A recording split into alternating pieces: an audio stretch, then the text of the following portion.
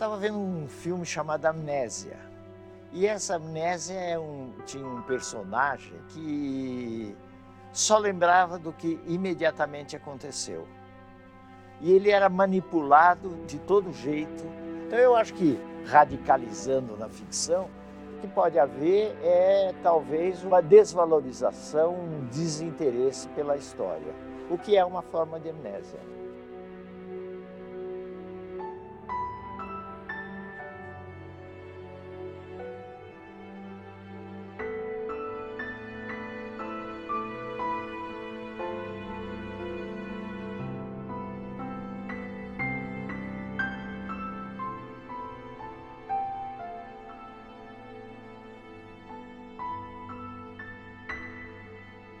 O funcionamento da democracia no Brasil realmente se precarizou muito, deixou margem a muitas dúvidas. Eu continuo, pelo contrário, achando que o regime democrático é fundamental, mas não é isso que está aí. O Brasil tem jeito. Depende de uma categoria complicada que são os brasileiros políticos, os brasileiros da elite, os brasileiros do povo, muitas vezes, né? Os brasileiros da direita, os brasileiros da esquerda radical, depende de tudo isso. Então eu diria, o Brasil tem possibilidades concretas de reverter esse quadro. O quanto vai demorar para sair desse buraco escuro é difícil prever.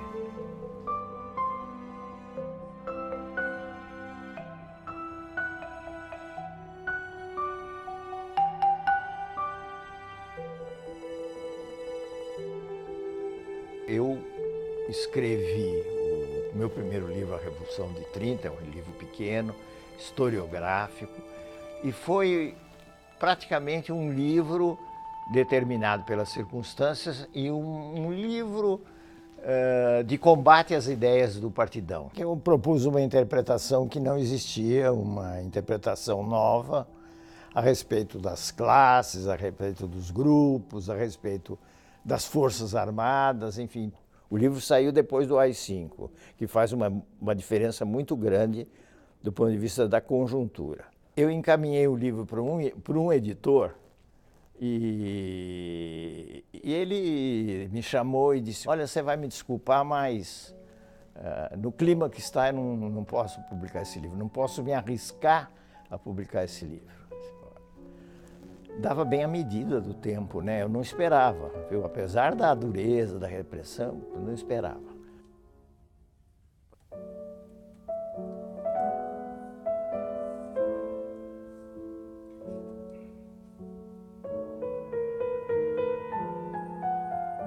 Eu fui para o tema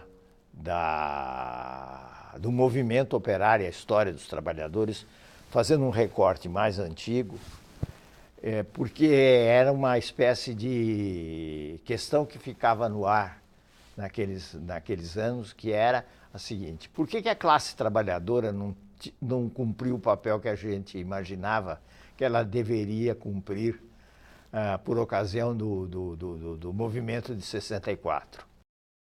O fato da família ter origem judaica ajudava esse ambiente favorecer esse ambiente intelectual. Eu me lembro daquela frase que dizia, importante é a educação, o importante é a educação porque se você precisa, você vai para outro país, a educação vai com você, a instrução vai com você, e isso ninguém tira.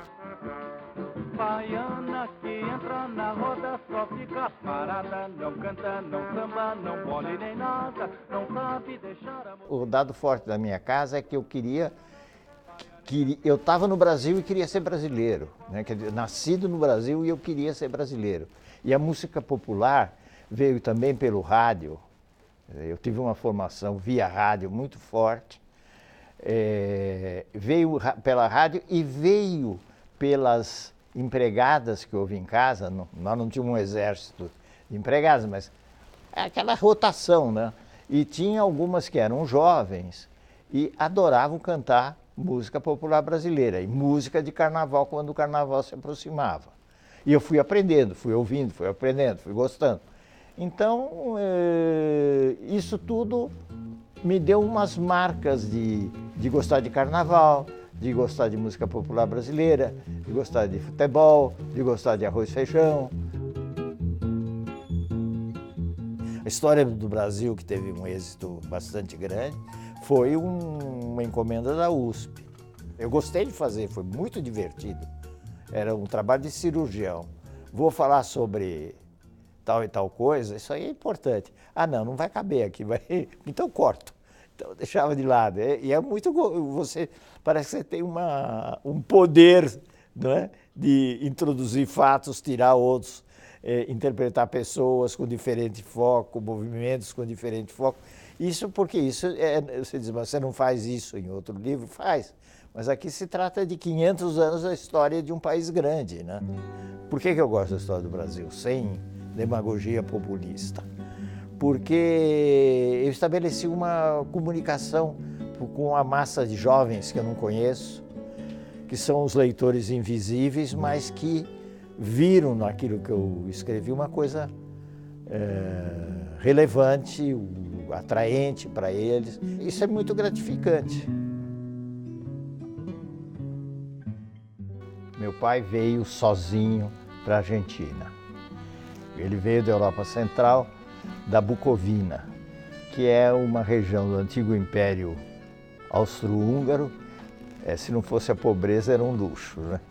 Meu pai veio antes da Primeira Guerra Mundial, enquanto a minha mãe veio com a família toda em 1924. E eles eram da Turquia. E aqui ele encontrou minha mãe. Eles, aos poucos, começaram a trocar cartas e se apaixonaram, eram muito apaixonados. Só não te digo que viveram felizes para sempre, porque, infelizmente, em 1938, minha mãe morreu.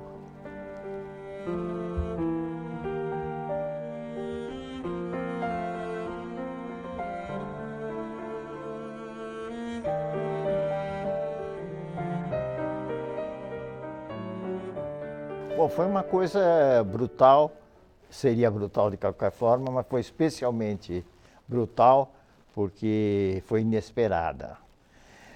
E o fato é que a minha mãe estava na praia com a gente e, segundo contaram, ela teve uma dor insuportável no abdômen e foi levada às pressas para a Santa Casa de Santos e faleceu ali pouco tempo depois. A morte da minha mãe é um fator, infelizmente, é um fato dos mais decisivos da minha vida.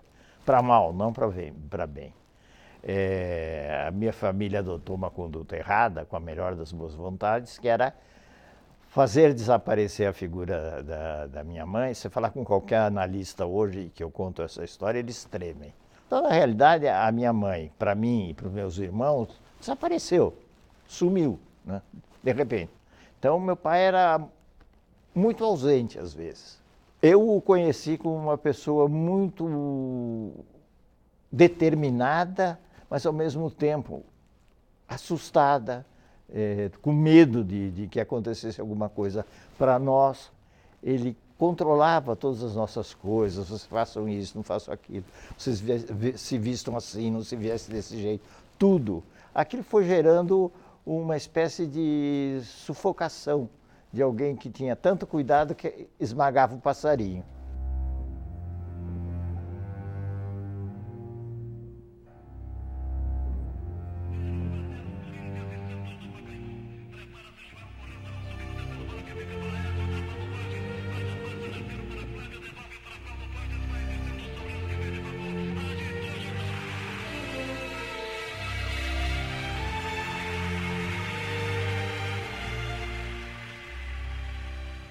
Nessa dimensão de uma vida regrada e com esses problemas, a diversão do futebol era uma diversão encantadora. A família, como você pode imaginar, era completamente estranha ao futebol.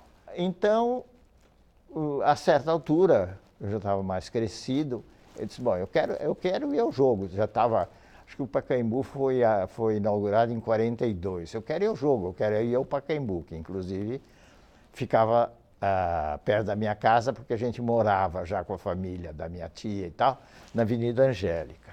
Aí uma das nossas empregadas, que ficou muitos anos lá em casa, que gostava de futebol também, ela disse, eu levo os meninos. Né? E aí nós começamos a ir. A outra coisa, desde cedo, o cinema. Que era, para mim, sentar numa cadeira que não tinha estofamento. Né?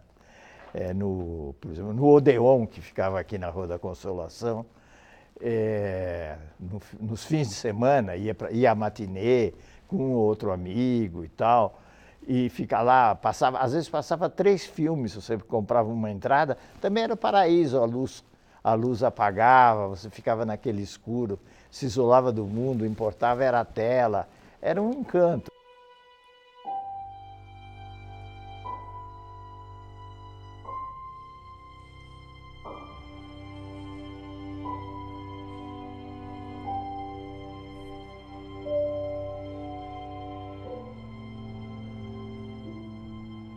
A gente tinha muita intimidade, relacionamento com os grupos de esquerda, jovens aqui em São Paulo.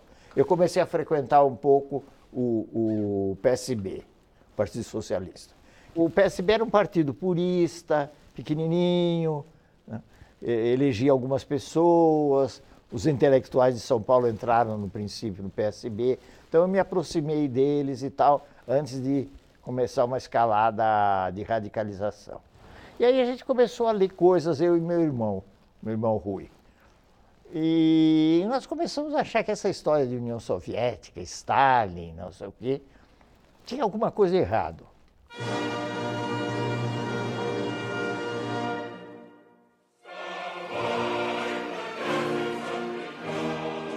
Eu não dava bola para as aulas da Faculdade de Direito, eu sentava lá atrás e sempre tinha alguma coisa para ler.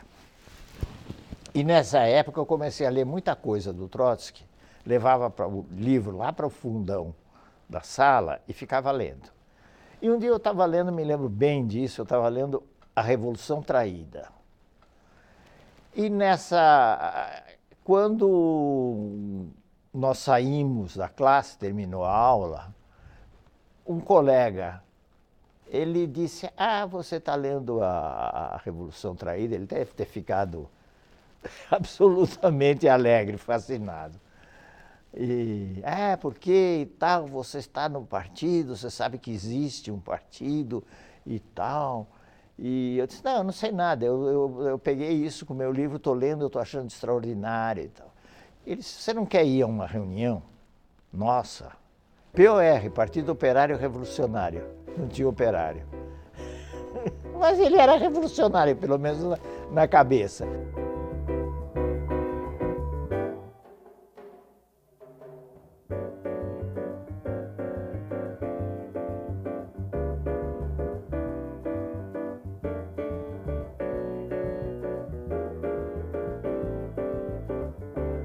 A Cineira tinha uma experiência muito interessante num bairro que era da periferia de São Paulo, hoje não é mais periferia. Ela conheceu o pessoal trotskista, ela gostou do pessoal trotskista, ela conheceu também o pessoal do PC e, enfim, os casamenteiros lá, e o casamenteiro é brincadeira, porque ninguém sabia onde é que aquilo ia parar, resolveram que seria bom alguém ir lá, que ela gostaria que fosse, ver a experiência, conversar com ela e ver que formas de aproximação poderia ter.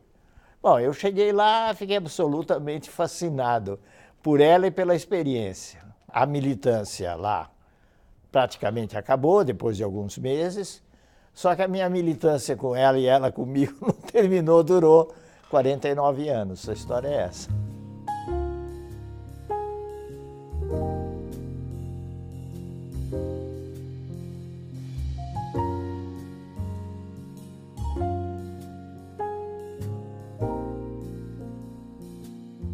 Eu diria, devo imensamente até a ela e entre outras coisas, houve essa atitude firme no que dizia respeito à minha insatisfação profissional.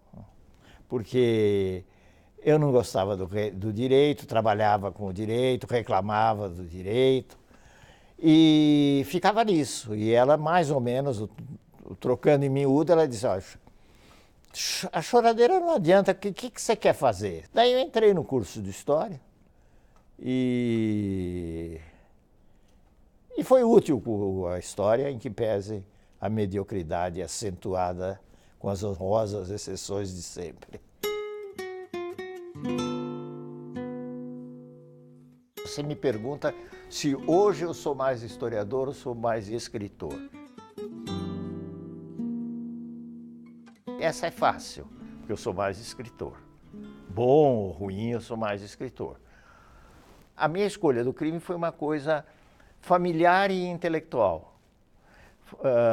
Familiar porque o crime que eu fiz, o crime do restaurante chinês, tinha que ver com uma história da vida privada que está lá no último capítulo do livro. E havia também, nessa época, uma atração pela microhistória, e o crime dava isso também. Embora o meu primeiro livro não era de microhistória, mas fazia um panorama de um determinado período, que foi o crime cotidiano.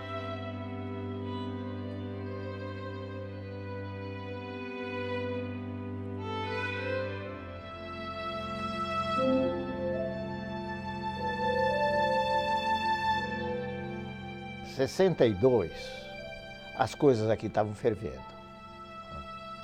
Ia haver a Revolução Popular, a Revolução Nacionalista, as reformas de base, tudo isso. E eu não percebi muita coisa na vida, mas essa eu percebi, que aquele negócio não ia bem, que aquele negócio ia acabar, poderia acabar num golpe. O golpe era meio impropriamente chamado de golpe, porque era um golpe com massa. Tinha uma base popular. Tinha uma base popular é excessivo dizer. Tinha uma base classe média conservadora. Hoje a gente vê classe média conservadora, que é muito maior hoje em extensão, mas dá para fazer um paralelo com a classe média conservadora da época, que morria de medo dos avanços das reformas. Em São Paulo, por exemplo, a reforma urbana era vista como a vitória do comunismo. Tá bom, e aí eu dizia, mas eu estou disposto a enfrentar isso aí, eu estou disposto a, como trotskista que eu já não sou, quase não sou, eu vou enfrentar um quadro desses, sofrer as consequências, e sair formalmente.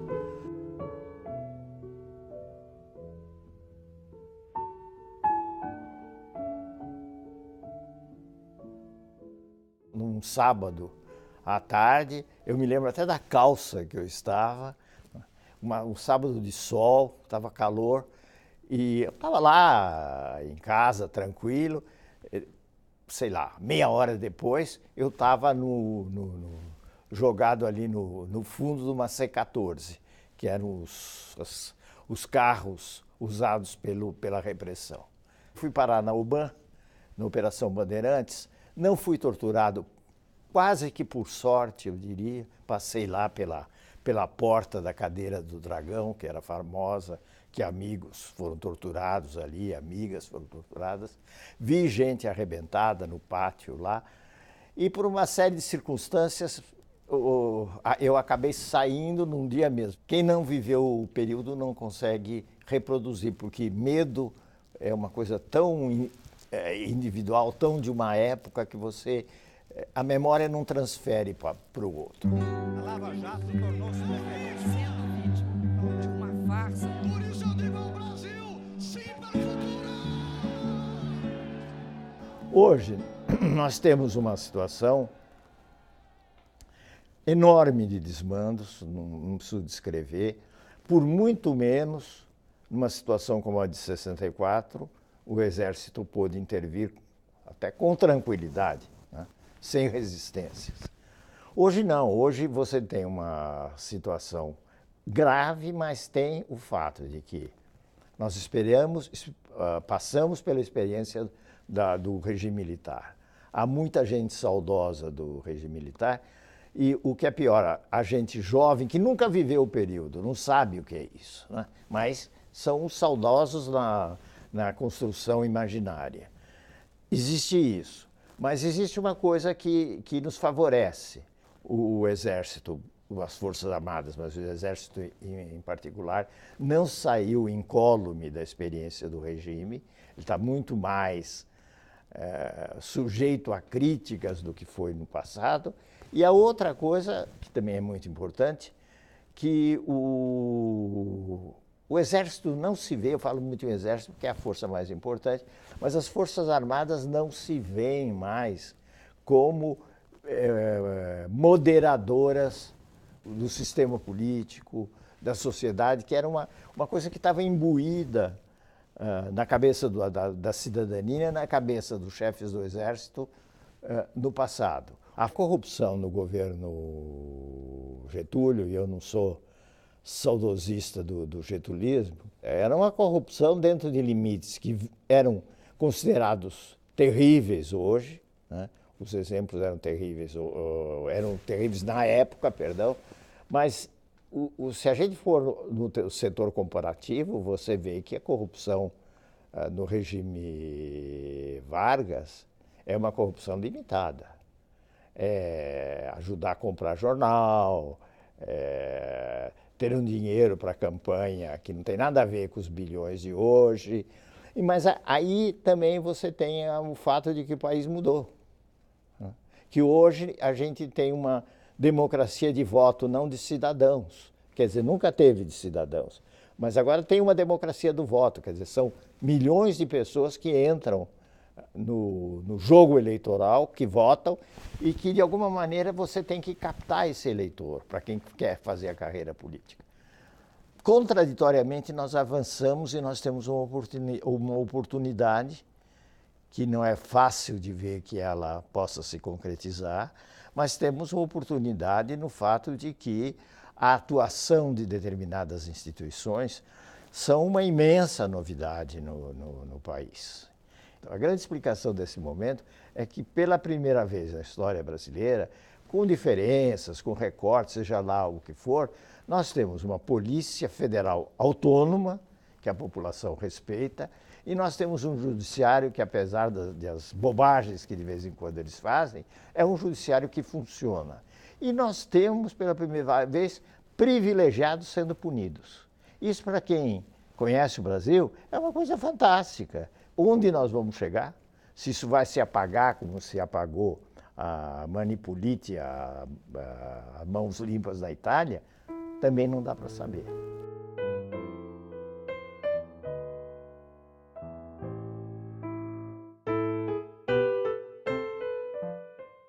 Se você comparar a performance do Congresso depois da redemocratização, e principalmente nos últimos anos, com o Congresso de 45 até 64, aquele era melhor, era mais representativo, tinha um mínimo de coerência partidária, ideológica, os partidos tinham um mínimo de consistência, não era essa sopa de letrinhas que a gente está vendo aí. Mas aí também as mudanças institucionais podem ajudar, a reforma política pode ajudar, mas ela não é tudo. A forma de partido tal como a gente conheceu, que vem nos países democráticos, lá do fim do século XIX, essa forma de partidos de massa, com grande participação, partidos que são até fisicamente núcleos de discussão, de cultura, de aglutinação das pessoas, esse modelo está em absoluta crise. Então você diz, bom, então vamos em busca dos outros. A Assembleia Popular, a democracia direta, enfim, outras formas desse tipo. A forma partido está em crise, embora eu não consiga ver nada, do ponto de vista político, nada além dessa forma.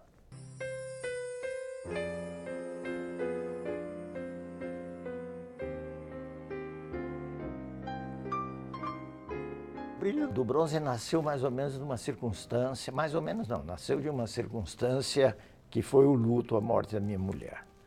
E com a morte da minha mulher, um choque muito grande, eu não tive condições de continuar uma coisa assim, distanciada, alguma coisa que fosse história. E aí ficou um vazio muito grande, me ficou um vazio muito grande, porque eu tinha aquele sofrimento do luto e tinha horas vazias e me veio aquela ideia, meio espontaneamente, de começar a fazer anotações, a fazer um diário. E fui fazendo, fui escrevendo e tive um alívio muito grande.